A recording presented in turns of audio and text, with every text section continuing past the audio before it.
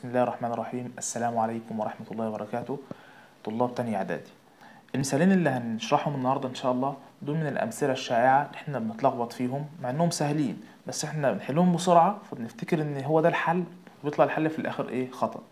طيب يلا نشوف المثالين بيقولوا إيه. أول حاجة بيقول لي في الشكل المقابل، الشكل اللي قدامنا ده، ألف باء يساوي ألف جيم، ضلع ألف باء يساوي ألف إيه؟ جيم، وقياس زاوية ألف باء جيم تساوي 65 درجة، وقياس زاوية ألف جيم د 20 درجة، وألف بينتمي للضلع باء د، برهن أن ألف باء أكبر من ألف د. هنا أول حاجة من المعطيات اللي قدامنا أنا شايف إن ألف باء يساوي ألف جيم، يبقى في المثلث ألف باء جيم هقول زاوية باء ب65، يبقى زاوية ألف جيم د ألف جيم باء برضه ب65 درجة. هنا بقى بيجي المشكلة، إن في طلبة يقول لك هو عايز يثبت إن ألف باء أكبر من ألف د، يجي يقول إيه؟ يقول ألف باء بيقابله إيه؟ الزاوية 65، وألف د يقابله الضلع يقابله الزاوية 20 درجة، يبقى إذا ألف باء أكبر من ألف د. ده كلام خطأ تماما. إحنا عارفين طبعا إن الضلع الأكبر في الطول بيقابله الزاوية الأكبر في القياس والعكس صحيح. تمام. طيب لكن أنا هنا حضرتك أنت هنا بتتكلم على ضلع في مثلث وضلع في مثلث آخر، هو ده بقى الخطأ. ما ينفعش إن أنا أقارن ده بده مباشرة. طيب هعمل إيه؟ هنا هقول له إن الضلع ده في المثلث ألف باء جيم يساوي الضلع ألف جيم، يبقى إذن الزاوية باء ب65 والزاوية ألف جيم باء ب65. طيب في المثلث الكبير بقى، المثلث د باء جيم، زاوية د هنجيبها منين؟ أنا عندي هنا 65 و65 يبقى 130 و20 150، يبقى إذن الزاوية دي ب30 درجة، هطرحهم من 180 يبقى الزاوية د ب30 درجة. أبدأ بقى أقول له إيه؟ في المثلث ألف د جيم، في المثلث ألف د جيم في قياس د ب30 درجة، وقياس زاوية ألف جيم د ب20 درجة، يبقى الضلعين مين؟ الضلعين ألف د وألف جيم. عايز أعمل مقارنة بينهم، هلاقي إن الضلع ألف جيم بيقابله الزاوية 30 أكبر من الضلع ألف إيه؟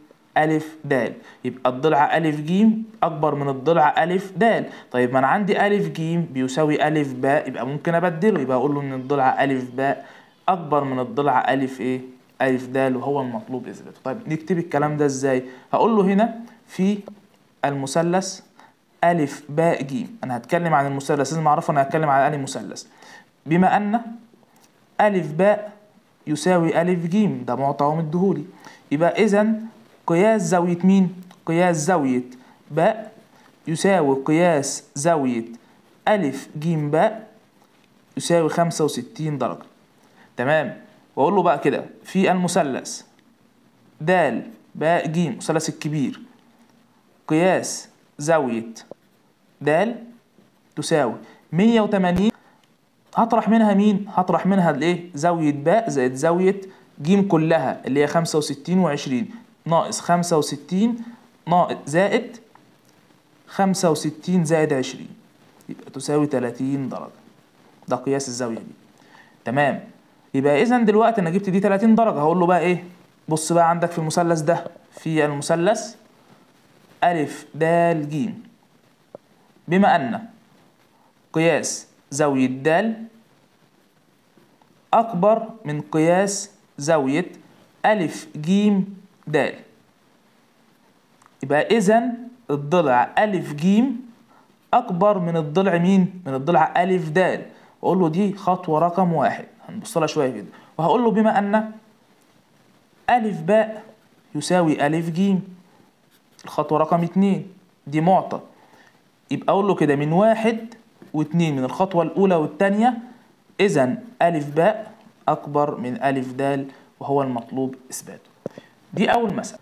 المسألة الثانية هنا بيقول لي في الشكل المقابل ألف باء جيم د شكل رباعي، ألف باء جيم د شكل رباعي، ألف باء يساوي ألف د، قياس د أكبر من قياس باء، قياس د دي كلها أكبر من قياس باء، برهن أن باء جيم أكبر من جيم د. عايز يثبت إن الضلع باء جيم، الضلع ده كله أكبر من الضلع مين؟ من الضلع جيم د. ركز بقى، أنا هنا عندي مبدئيا ننسى خالص، أنا هقول لكم الأخطاء اللي إحنا بنقع فيها والأخطاء اللي أنا بشوفها والتصحيح بتاعه نحله إزاي. أول حاجة ما أروحش أقول ده الزاوية دي كبيرة يلا خلاص ده يبقى الضلع ده أكبر، لا طبعا إحنا الكلام ده بنقوله فين؟ ده في المثلث يا شباب، تمام في المثلث. طيب انا هنا ما عنديش مثلثات في الشكل، يبقى اعمل ايه؟ اضطر ان انا اعمل عمل عندي هنا في الشكل اللي قدامي ده. هقول له العمل نرسم باء دال او دال باء، ده العمل بتاعي، وابدا اشتغل بقى.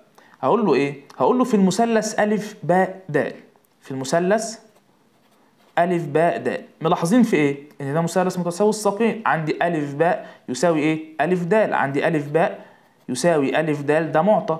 يبقى اذا الزاويه دي تساوي الزاويه دي، زاويه مين؟ اذا قياس زاويه الف باء دال تساوي قياس زاويه الف دال باء. واقول له برضو دي خطوه رقم 1. تمام. طيب عندي بقى في المثلث الثاني هقول له حاجه كويسه جدا. انا عندي هنا هو قايل لي اصلا ان زاويه د كلها اكبر من زاويه ايه؟ من زاويه باء. طيب لو انا طرحت منهم الزاويتين دول، يعني طرحت من زاويه د زاويه الف د باء، وطرحت من زاويه باء زاويه الف باء د، هيتفضل لي مين؟ هيتفضل لي ان الجزء ده اكبر من الجزء ده. انا عندي واحده الزاويه اكبر من زاويه، خدت منهم جزء متساوي، قطعت من هنا ومن هنا نفس الجزء، يبقى اذا الجزء اللي باقي من الزاويه الاكبر اكبر من الجزء المتبقي من الزاويه الصغيره.